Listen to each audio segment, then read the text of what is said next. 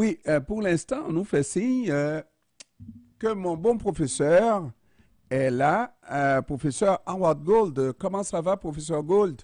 Ça va très bien, Monsieur Père. Comment allez-vous aujourd'hui? Ça va très bien, ça va très bien, même quand ça va mal, professeur.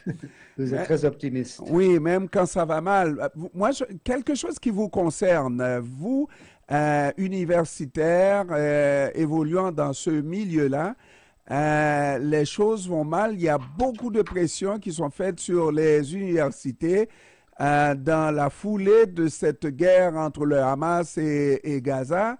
Mais surtout la prise de position des universités, ou en tout cas le fait de ne pas afficher une position très clairement israélienne ou en faveur d'Israël, eh ben, ça pose énormément de questions. Ça fait même rouler des têtes.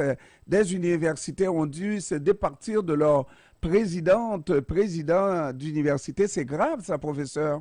C'est très grave, mais il faut comprendre exactement ce qui s'est passé.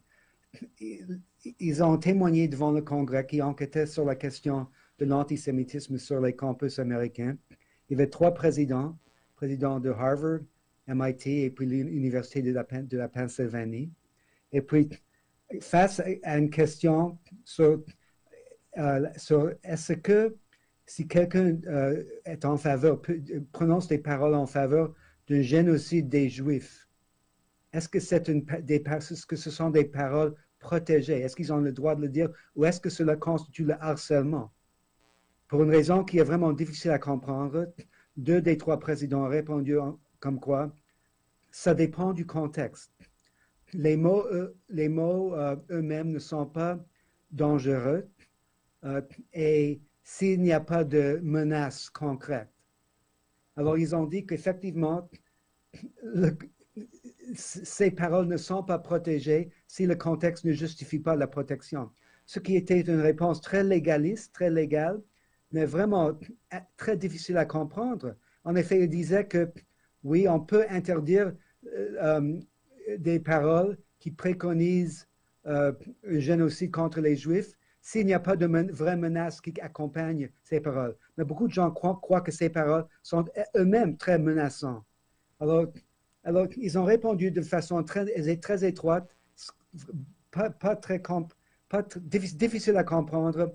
Et finalement, ça a coûté le poste au président de l'Université de Pennsylvanie. Le président Harvard, il y a des réclamations qu'elle démissionne. Je ne pense pas qu'elle va démissionner parce qu'elle a beaucoup d'appui au sein de son campus. Alors, professeur Gold, la question vous intéresse également parce que, vous voyez, c'est pas la première fois que l'on s'intéresse au fonctionnement des universités. Comment, aux États-Unis, comment elles acceptent, elles choisissent leurs candidats, leurs étudiants.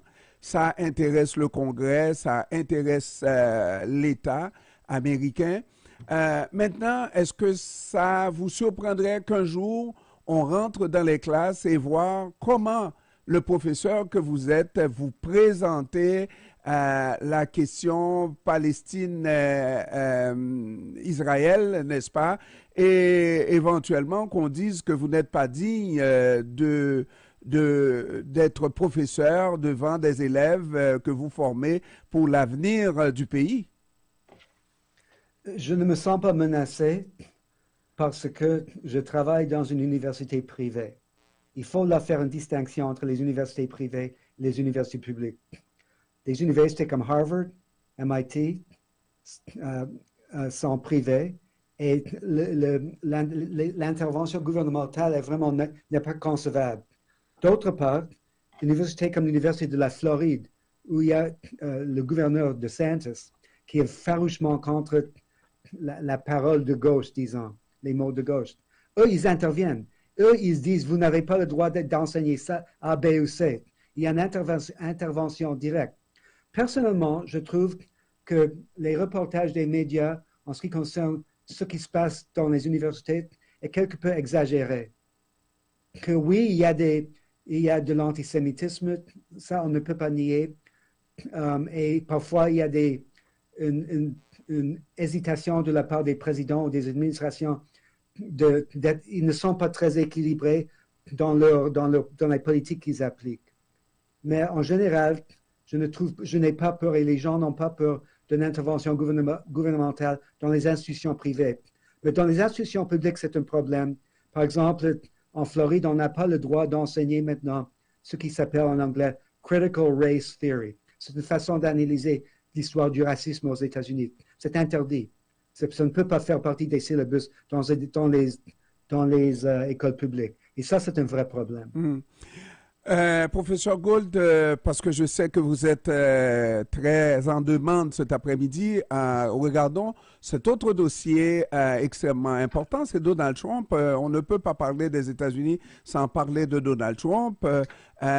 Aujourd'hui, c'est une question vraiment fondamentale pour la suite des choses, étant donné que le procureur Jack Smith a pris la chose à bras-le-corps, puisque l'équipe de Donald Trump pensait faire appel de chaque décision prise par le juge du procès qui s'en vient le mois de mars prochain, n'est-ce pas, et faire étirer les procédures de sorte que les choses, en tout cas, que l'élection se passe, qu'il gagne et que tout ce procès-là devienne théorique, n'est-ce pas?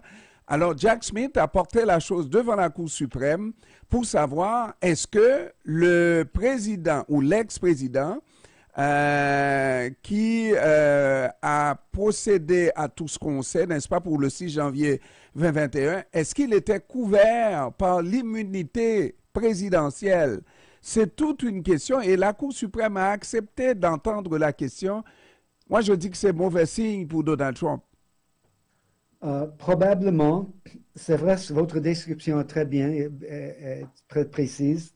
C'est vrai que le processus fédéral contre Trump, celui mené par Jack Smith, est censé commencer le 4 mars. Et c'est vrai que la stratégie de Donald Trump est simple à voir. C'est très transparent. Il s'agit de retarder le plus possible pour que le procès n'ait pas lieu avant novembre pour l'élection générale. Et s'il était là, bien sûr, c'est la fin des poursuites contre Trump. Il va ordonner son ministre de la Justice abandonner toutes les poursuites judiciaires contre lui.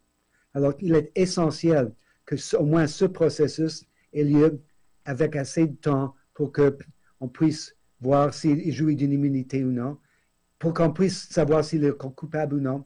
Mais antérieurement, il faut savoir s'il jouit d'une immunité.